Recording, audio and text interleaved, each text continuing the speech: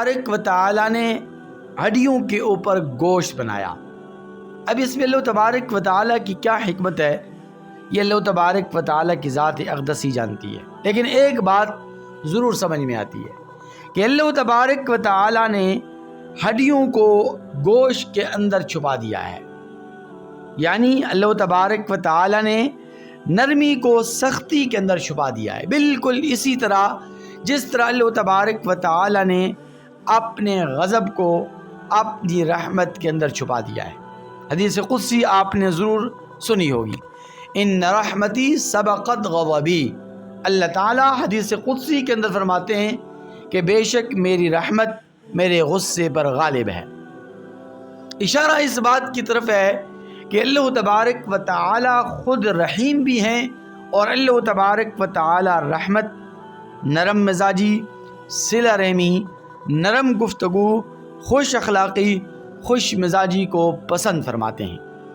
آپ قرآن مجید فرقان حمید پر غور کریں کہ قرآن مجید فرقان حمید کے تقریباً ایک قول کے مطابق 3,21,250 حروف، اور حضرت عبداللہ ابن عباس رضی اللہ تعالی عنہ کی روایت کے مطابق قرآن مجید فرقان حمید کے 3,23,671 حروف ہیں.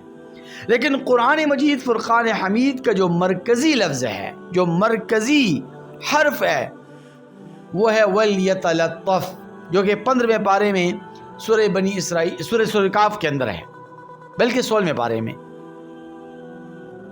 15ویں پارے کی سورہ کاف کے اندر وَلْيَتَلَطَّفْ کا لفظ موجود ہے. اب اس وَلْيَتَلَطَّفْ کا کیا معنی ہے؟ وَلْيَتَلَطَّفْ آپ قرآن مجید فرقان حمید میں اگر اس کو تلاشنا چاہیں تو آپ کو یہ بڑی آسانی سے مل جائے گا. کیوں؟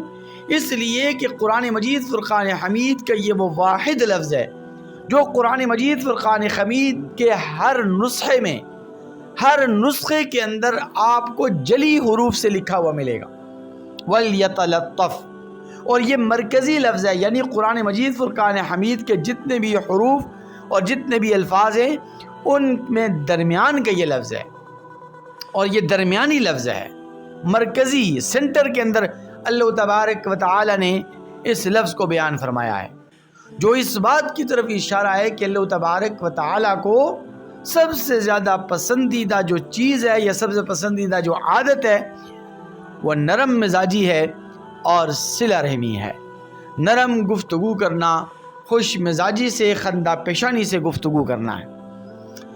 اور آپ اس نرم مزاجی اور اس خوش اخلاقی اور خوش مزاجی کی اہمیت کو اس بات سے بھی آپ اور اس واقعے سے بھی آپ سمجھ سکتے ہیں کہ اللہ تبارک و تعالی نے حضرت موسیٰ علیہ السلام کو جب فرعون کی طرف بھیجا اور فرعون کو دعوت توحید دینے کے لیے بھیجا، اور حضرت موسیٰ علیہ السلام نے اپنے بھائی ہارون کی بھی درخواست کی کہ یا ربا اسے بھی میرے ساتھ بھیج دیجئے، ریکویسٹ کی کہ اس کو آپ میرے ساتھ بھیج دیجئے اور یہ بھی میرے ساتھ فرعون کے پاس جائے اور ہم دونوں جا کر فرعون کو دعوت دیں.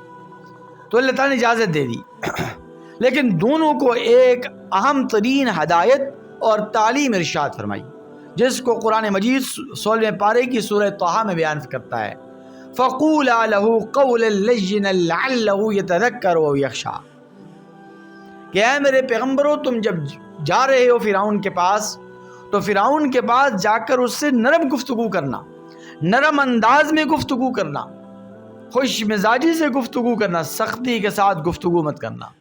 حالانکہ فرعون سے بڑا ظالم کون ہو سکتا ہے؟